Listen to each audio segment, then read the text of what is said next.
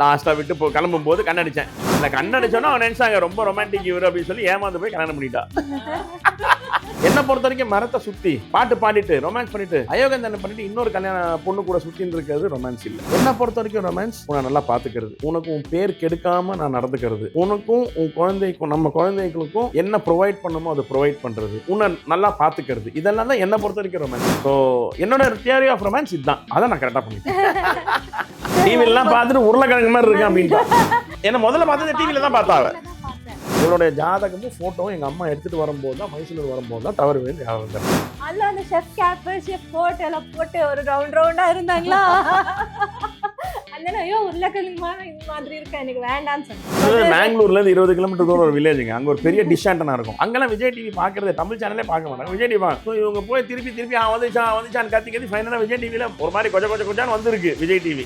இவளுடைய கசின் பிரதரும் என்னுடைய கசின் சிஸ்டரும் புருஷன் பொண்டாட்டி. அது மட்டும் என் கசின் பிரதர் இவன் கசின் சிஸ்டர் புருஷன் பொண்டாட்டி. ஸோ ரெண்டு சைட்லயும் ஆல்ரெடி சம்பந்தம் இருக்கு. 2001 ஜனவரி அம்மா இறக்குறாங்க. 2000 நவம்பரோ டிசம்பர் அம்மா பார்த்துருக்காங்க. பார்த்து என் அண்ணன் கிட்ட சொல்லியிருக்காங்க அந்த பொண்ணு யாரு பாபு பார்க்கலாமா ஜாதகம் கேள்வி. நான் இப்படி என்னை பத்தி எதுவுமே கேட்கல. நான் இப்படி எனக்கு அது பிடிக்கும் இது பிடிக்கும் எல்லாம் சொன்னாங்க. எனக்கு ஒண்ணுமே ஒரு ஃபாஸ்ட் ஏதோ சொன்னாங்க ஒரு இதுல. நான் இப்ப பேசுற மாதிரி தான் அப்போ இன்டர்வியூ மாதிரி தான் பேசினேன். அந்த கல்யாணத்துக்கு எங்க அப்பா அம்மா போயிருக்காங்க, இவங்களும் வந்திருக்காங்க. அப்ப எங்க அம்மா இவளை பார்த்துருக்காங்க. இது வந்து 2000ல அதான் ரொமான்ஸ் விடுவாங்க. எனக்கு அது சுத்தமா கொண்டாலும் வராது. அன்னைக்கு மட்டும் ஏதோ வந்துச்சு வரவே இல்லை. மாட்டி விட்டாங்க. இல்லன்னு நேரத்துக்கு நான் அப்துல் கலாம் மாதிரி வாஜ்பாய் மாதிரி எங்கேயோ போயிருப்பேன்.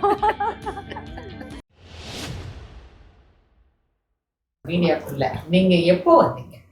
1999ல ஃபர்ஸ்ட் வந்தாங்க விஜய் டிவில. 1999 சமையல் வெங்கடேஷ் பண்ண டாஜ்ல இருக்கேன். அப்போ 1999ல வந்தேன். நான் அக்டோபர்ல ஷூட் ஆச்சு. 2000 ஜனவரில இருந்து டெலிகாஸ்ட் ஆக ஆரம்பிச்சது. சமையல் வித் வெங்கடேஷ் பட்.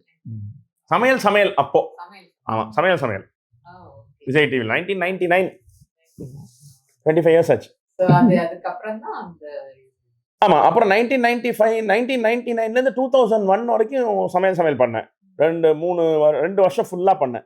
100 வாரம் எவ்ரி சண்டே 2ல இருந்து 3 மணி வரைக்கும் வரும். அது 1ல இருந்து 1:30 மணி வரைக்கும் ஏதோ ஒரு டைமிங் அது மாதிரி வரும். ஸோ 2-3 வருஷம் பண்ணேன்.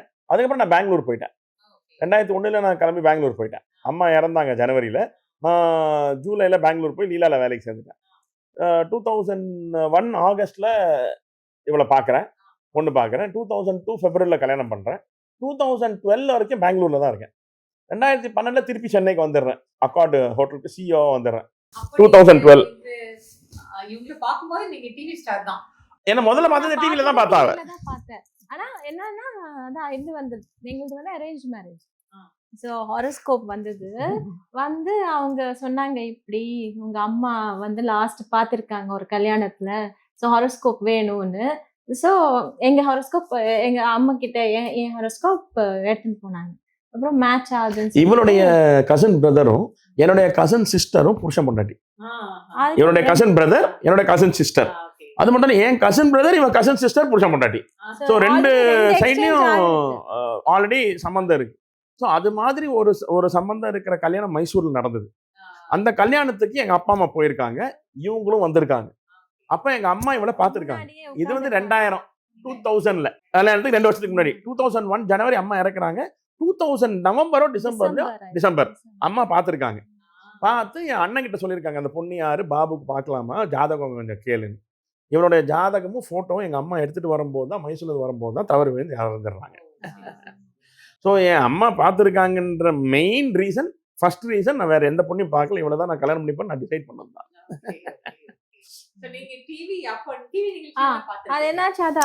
டிவிலாம் பார்த்துட்டு உருளைக்கிழங்கு மாதிரி இருக்கு அப்படின்ட்டு அந்த இதுல சொன்னாங்க. போட்டோக்கு முன்னாடி ஃபர்ஸ்ட் அவ இதுல விஜய் டிவில வருவாங்க. விஜய் டிவி பாருங்க அந்த டைம் அந்த டிஷ் ஆண்டனா டிவி திரும்பி கரெக்ட் பிக்சர் வரும். இவங்க என்னது பெங்களூர்ல இருந்து 20 கிலோமீட்டர் தூரம் ஒரு வில்லேஜுங்க. அங்க ஒரு பெரிய டிஷ் ஆண்டனா இருக்கும். அங்கெல்லாம் விஜய் டிவி பாக்குறது தமிழ் சேனலே பார்க்க மாட்டாங்க. விஜய் டிவி ஸோ இவங்க போய் திருப்பி வந்துச்சான் கத்தி ஃபைனலா விஜய் டிவில ஒரு மாதிரி கொஞ்சம் வந்திருக்கு விஜய் டிவி. அதுல என்ன பார்த்துருக்காங்க சொல்லு. அதுல அந்த ஷெஃப் கேப் ஷெஃப் கோட் எல்லாம் போட்டு ஒரு ரவுண்டா இருந்தாங்களா. அதனால ஐயோ உருளைக்கிழங்கு மாதிரி இருக்க எனக்கு வேண்டான்னு சொன்னேன். அதுக்கு அக்கா வந்து ஃபர்ஸ்ட் போய் நீ உன்ன பாரு கண்ணாடியில கண்ணாடி முன்னாடி இப்ப நான் வந்து ஒல்லியா இருப்பேன், நீ ரொம்ப அழகுன்னு நினைக்காத, உனக்கு இவ்வளவு போதும் அப்படின்னு சொல்லி அவங்க அக்கா என்ன மாட்டி விட்டாங்க. இல்லைன்னு நேரத்துக்கு நான் அப்துல் கலாம் மாதிரி வாஜ்பாய் மாதிரி எங்கேயோ போயிருப்பேன். பார்க்க போறோம் அவங்க அக்கா வீட்டுக்கு போனோம். அங்க வந்து பாத்துட்டோம். அப்போ சொன்னாங்க நான் இப்படி, என்னை பத்தி எதுவுமே கேட்கல, நான் இப்படி எனக்கு அது பிடிக்கும் இது பிடிக்கும் எல்லாம் சொன்னாங்க. ஓகேவா சொன்னாங்க. எனக்கு ஒண்ணுமே ஒரு ஃபாஸ்ட் ஏதோ சொன்னாங்க ஒரு இதுல. நான் இப்ப பேசுற மாதிரி தான் அப்போ இன்டர்வியூ மாதிரி தான் பேசினேன். ஆனா எல்லா இடத்துல நீங்க ஒண்ணுதான், ஒரே ஓபன். நல்ல ஆமா ஜென்யூன். எது ஒரு இல்ல மனசுல ஏதாவது ஒண்ணு வச்சுட்டு பேசாதான் ஞாபகம் வச்சுக்கணுங்க. அவங்களுடைய ஒரு பெரிய பிளஸ் சார் அது. அதான் நிறைய பேருக்கு பிடிச்சிருக்கு. ஏன்னா மனசுல இருந்து பேசுறவங்கள எப்பவுமே அவங்களுக்கு வந்து பாதுகாப்பா இருக்காங்களா, மனசுல இருந்து பேசுறாங்களா, இந்த ரெண்டு விஷயம் பார்ப்பாங்க. நீங்க அதுல அப்படி சொன்னாங்க. அப்படி கிளம்பும் போது ஒரு விங் அடிச்சாங்க. அதுல நினைச்சேன் ஓகே பரவாயில்ல கொஞ்சம் ரொமான்டிக்கா இருக்காங்க. பொண்ணு பாக்கிறதுக்கு அவங்க ஊருக்கு அவங்க வந்தாங்க பெங்களூருக்கு. நான் பெங்களூர்ல இருந்தப்போ பெங்களூர்ல இருந்து எங்க வீட்டுக்கு வந்தாங்க, அக்கா வீட்டுக்கு வந்தாங்க. வந்து பார்த்துட்டு அவங்க திருப்பி அவங்க இருந்த ஹோட்டல்ல டிராப் பண்ண போகும்போது ஒரு வாட்டி கண்ணடிச்சேன். லாஸ்டா விட்டு கிளம்பும் போது கண்ணடிச்சேன். அந்த கண்ணடிச்சோன்னா அவங்க நினைச்சாங்க ரொம்ப ரொமான்டிக் இவரு அப்படின்னு சொல்லி ஏமாந்து போய் கல்யாணம் பண்ணிட்டா.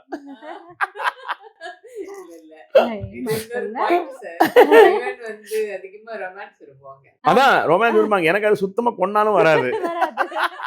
மட்டும் ஏதோ வந்துருச்சு, வரவே இல்லை.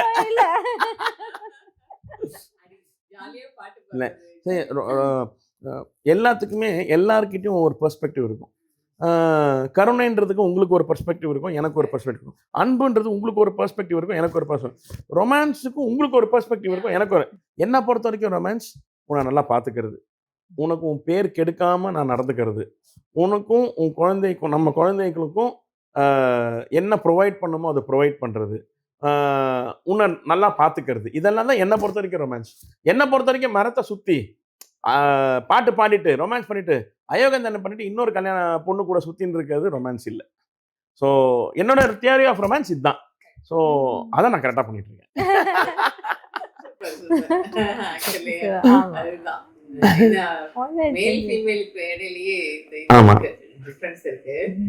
அவங்க எக்ஸ்பெக்ட் பண்றதும் நம்ம நினைச்சுக்கிறதும் வேற.